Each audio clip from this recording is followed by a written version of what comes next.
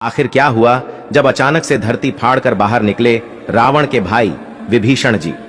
जी हां दोस्तों, यह घटना अयोध्या नगरी की है जो हाल फिलहाल ही हुई है। पिछले कुछ दिनों से हम सभी यह सुनते आ रहे हैं कि जब से राम मंदिर उद्घाटन का कार्य जितना समीप आ रहा है, वैसे वैसे ही एक से घटनाएं भी सामने आ रहे हैं, जिसमें सर्वप्रथम गिद्धों की झुंड की घटना सामने आई थी, उसके बाद वानरों के झुंड की और उसके बाद भालू के झुंड की घटना हमारे सामने आई थी। परंतु अब जो घटना सामने आई है वह बहुत ही अविश्वसनीय है, क्योंकि 8 चिरंजीवियों में से एक चिरंजीवी रावण के सगे भाई विभीषण जी अयोध्या में प्रकट हो चुके हैं। इसके बाद लोगों के मन में शंकाएं पैदा हो रही हैं कि यह क्या हो रहा है और आखिर यह कैसे हुआ। यह विचार सभी के मन में आ रहे हैं। तो आपको बता दें कि विभीषण जी को प्रभु श्री राम ने ही समय के अंत तक जीवित रहने का वरदान दिया था।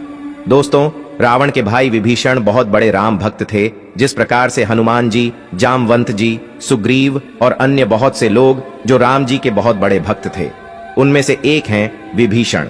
विभीषण जी जिन्होंने प्रभु श्री राम की मदद की थी रावण की मृत्यु करने में, क्योंकि एकमात्र विभीषण जी ही यह जानते थे कि रावण की नाभि में अमृत है, और वही एकमात्र सबूत थे जिन्हें यह पता था कि वह अमृत सिर्फ और सिर्फ रावण की नाभि में है और रावण सिर्फ वही वार करने से मरेगा।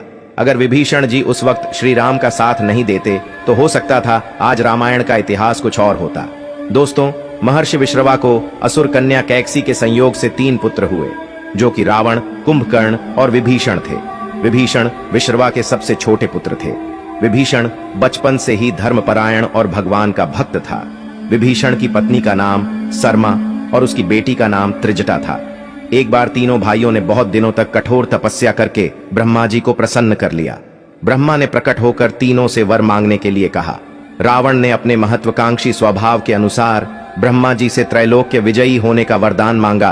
कुंभकर्ण ने इंद्रासन की जगह गलती से निंद्रासन मांग लिया, इसलिए वह वर्ष में बस 1 दिन के लिए ही जागता था। अंत में विभीषण ने उनसे भगवत भक्ति की याचना की।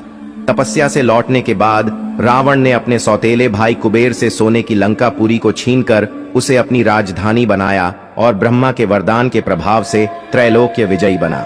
विभीषण भी रावण के साथ लंका में रहने लगे। रावण ने जब सीता जी का हरण किया, तब विभीषण पराई स्त्री के हरण को महापाप बताते हुए सीता जी को श्री राम को लौटा देने की सलाह देकर हमेशा धर्म की शिक्षा देता था, लेकिन रावण उसकी एक नहीं सुनता था। अंत में रावण ने उसे लंका से निकाल दिया। दोस्तों, जब हनुमान जी सीता की खोज करते हुए लंका में आए, उन्होंने श्री राम नाम से अंकित विभीषण का घर देखा। घर के चारों ओर तुलसी के वृक्ष लगे हुए थे। सूर्योदय के पूर्व का समय था। उसी समय श्री राम नाम का स्मरण करते हुए विभीषण जी की निद्रा भंग हुई। राक्षसों के नगर में श्री राम भक्त को देखकर हनुमान जी को आश्चर्य हुआ। 2 राम भक्तों का परस्पर मिलन हुआ। हनुमान जी ने उनसे पता पूछकर अशोक वाटिका में माता सीता का दर्शन किया। जब हनुमान जी लंका का दहन कर रहे थे, तब उन्होंने अशोक वाटिका को इसलिए नहीं जलाया क्योंकि वहां सीता जी को रखा गया था। दूसरी ओर उन्होंने विभीषण का भवन इसलिए नहीं जलाया क्योंकि विभीषण के भवन के द्वार पर तुलसी का पौधा लगा था। भगवान विष्णु का पावन चिन्ह शंख, चक्र और गदा भी बना हुआ था। सबसे सुखद तो यह कि उनके घर के ऊपर राम नाम अंकित था। यह देखकर हनुमान जी ने उनके भवन और मंदिर को नहीं जलाया। रावण के निकाले जाने के बाद विभीषण के पास और कोई चारा नहीं था। वे प्रभु श्री राम की शरण में चले गए। वे चाहते थे कि निर्दोष लंकावासी न मारे जाएं और लंका में न्याय का राज्य स्थापित हो। विभीषण के शरण याचना करने पर सुग्रीव ने श्री राम से उसे शत्रु का भाई व दुष्ट बताकर उनके प्रति आशंका प्रकट की और उसे पकड़कर दंड देने का सुझाव दिया। हनुमान जी ने उन्हें दुष्ट की बजाय शिष्ट बताकर शरणागति देने की वकालत की।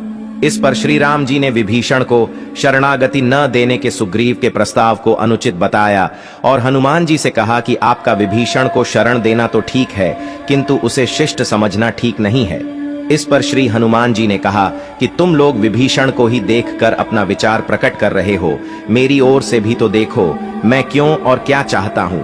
फिर कुछ देर हनुमान जी ने रुककर कहा, जो एक बार विनीत भाव से मेरी शरण की याचना करता है और कहता है मैं तेरा हूँ, उसे मैं अभयदान प्रदान कर देता हूँ। यह मेरा व्रत है, इसलिए विभीषण को अवश्य शरण दी जानी चाहिए। दोस्तों, विभीषण का एक गुप्तचर था जिसका नाम अनल था। उसने पक्षी का रूप धारण कर लंका जाकर रावण की रक्षा व्यवस्था तथा सैन्य शक्ति का पता लगाया और इसकी सूचना भगवान श्री राम को दी थी। विभीषण ने ही राम को कुंभकर्ण, मेघनाद और रावण की मृत्यु का रहस्य बताया था। भगवान श्री राम ने विभीषण को लंका का नरेश बनाया और अजर अमर होने का वरदान दिया। विभीषण जी सप्त चिरंजीवियों में एक हैं और अभी तक विद्यमान हैं। विभीषण को भी हनुमान जी की तरह चिरंजीवी होने का वरदान मिला है। वे भी आज सशरीर जीवित हैं। इंद्रादि देवताओं के बाद धरती पर सर्वप्रथम विभीषण ने ही हनुमान जी की शरण लेकर उनकी स्तुति की थी। विभीषण ने हनुमान जी की स्तुति में एक बहुत ही अद्भुत और अचूक स्तोत्र की रचना की है।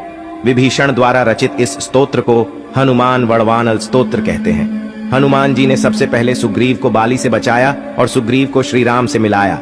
फिर उन्होंने विभीषण को रावण से बचाया और उनको राम से मिलाया। हनुमान जी की कृपा से ही दोनों को ही भयमुक्त जीवन और राजपद मिला। इसी तरह हनुमान जी ने अपने जीवन में कई राक्षसों और साधु संतों को भयमुक्त और जीवन मुक्त किया है। मित्रों, विभीषण जी की ऐसी भक्ति देखकर भी यदि आपने अभी तक चैनल को सब्सक्राइब नहीं किया है और वीडियो को लाइक नहीं किया है तो आप पक्के सनातनी नहीं है। इसलिए इस वीडियो को ज्यादा से ज्यादा शेयर करें और तैयारी करें आने वाली 22 जनवरी 2024 की भव्य राम वाली दिवाली के लिए। इसी के साथ वीडियो में अंत तक बने रहने के लिए धन्यवाद मित्रों।